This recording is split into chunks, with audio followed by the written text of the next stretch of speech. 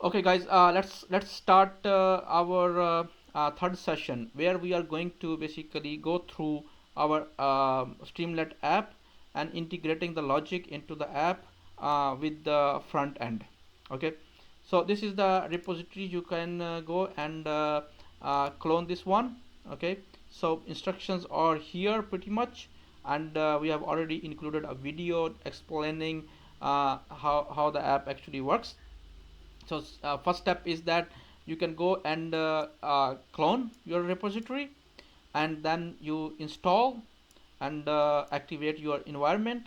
So the poetry basically will use files here in the repository project.toml. So all the dependencies included in this file, they will be installed as your local environment.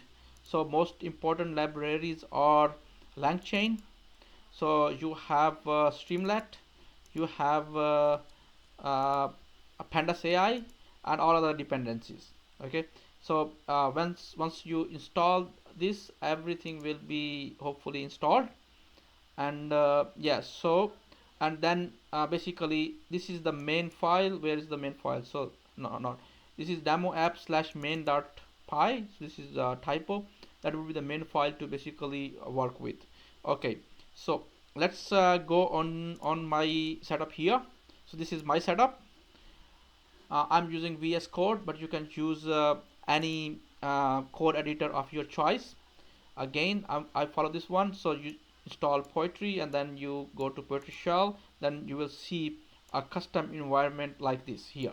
Okay, so here you can basically go ls, so I can see my files here. Okay, so the main logic which lies here under the structure of demos apps. So this is the main one. So here we see we have notebooks, we have data, we have a configuration file, and all those files will go through quickly each by one by one. This is our main file. So all the logic is packed into this file. First, of course, you have to import libraries. Okay, so you have to define some instructions here. I call this FAQ. You can call whatever function you like, and using a markdown, you can basically define this one here. So st here is our Streamlit. And what is Streamlit? So Streamlit is basically a light and fast framework to develop UIs quickly on top of your data. So you can build dashboards, or you can build different apps on Streamlit. And recently Snowflake basically bought this Streamlit, and they are integrating their Streamlit into their native infrastructure.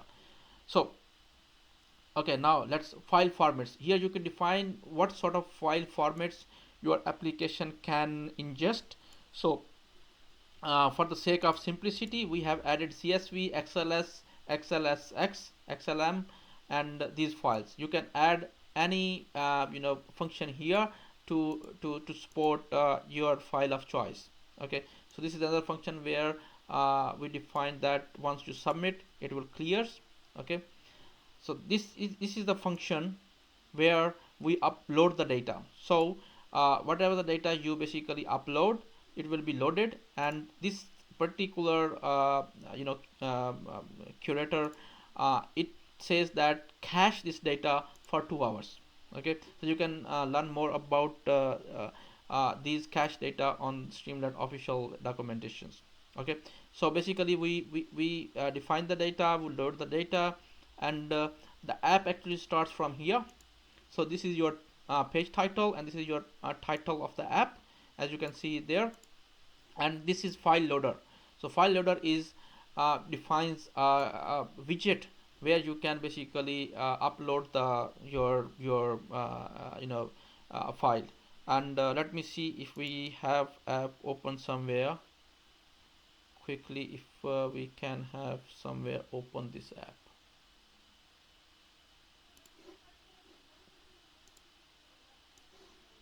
Okay, so this is the app. So this is the widget from where you can browse and drag the files here.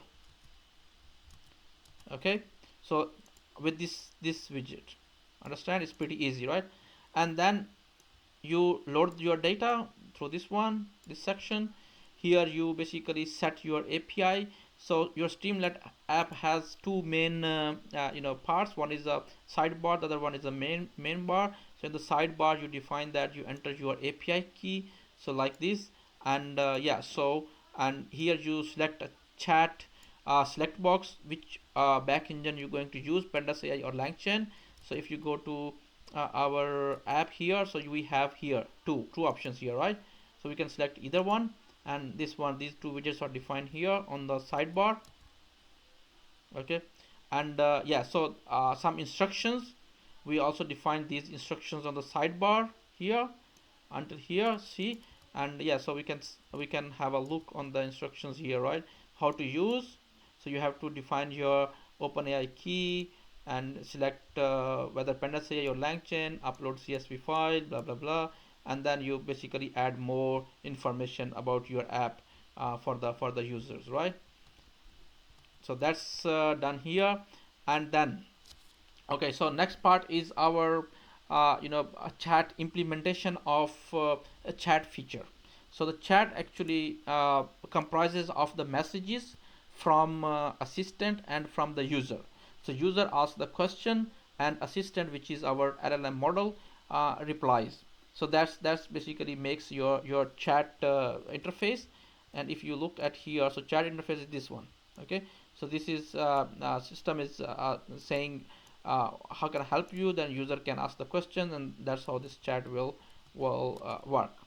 Okay, so here we basically initialize few things, and the magic starts that if prompt, if you have some data as an input, and what it does actually. Okay, so it is using a session state. So this is another feature with Streamlit, which is very helpful when developing apps. So you can remember, or you can save your data into session state. So here basically you define role, which is user, and content is prompt. So when user asks the questions, it will be saved here. Okay, and then you say st.chat message user just write prompt. So it's just writes message in the here. Where is your here? You write, and then it will write your messages here. Okay, and then it checks if you have set your OpenAI key or not. If yes, then it will see which model you are going to use, whether it's a PandasAI or it's a LangChain, and all the logic we have learned in previous playground, it's here. So you basically instantiate your LLM, and you define your smart data frame, right? And this is the df basically is coming from here when you load your data, this one. Okay, this is the df, you user define data, and then we want to get response. So response is actually your smart data frame dot chat and your question. It goes here, and it will give you the response, and response is formatted in a format Streamlit likes to output, and here it writes the response, and response is being basically written here. So you ask the questions, your question will be written here, and your response will be written here.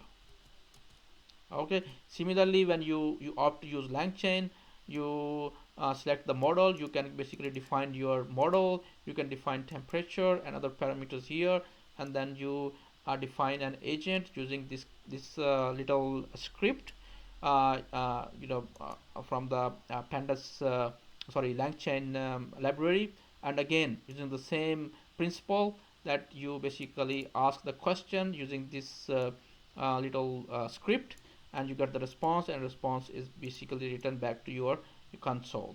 So this is another method using LangChain.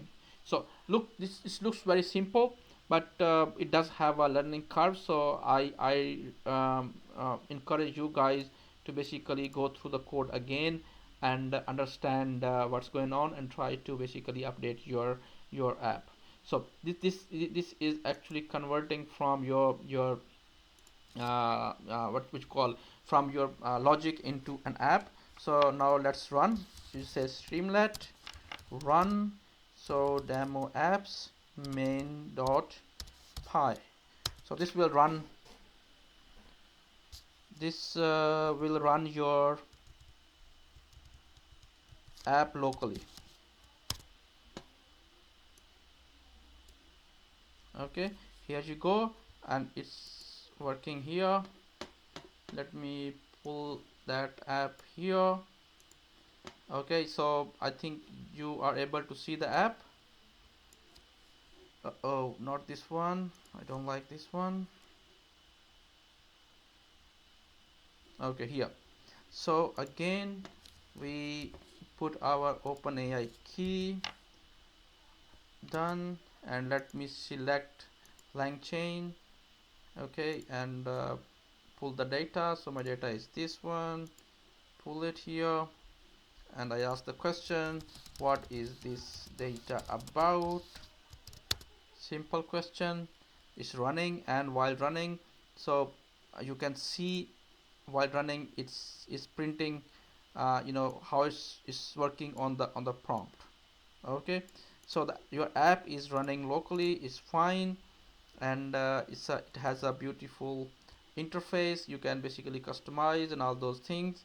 So, and once you done that, you can deploy your app through here as well, but we are not going to deploy here. We'll deploy it in a different way. Okay, so let me close this one, and clear.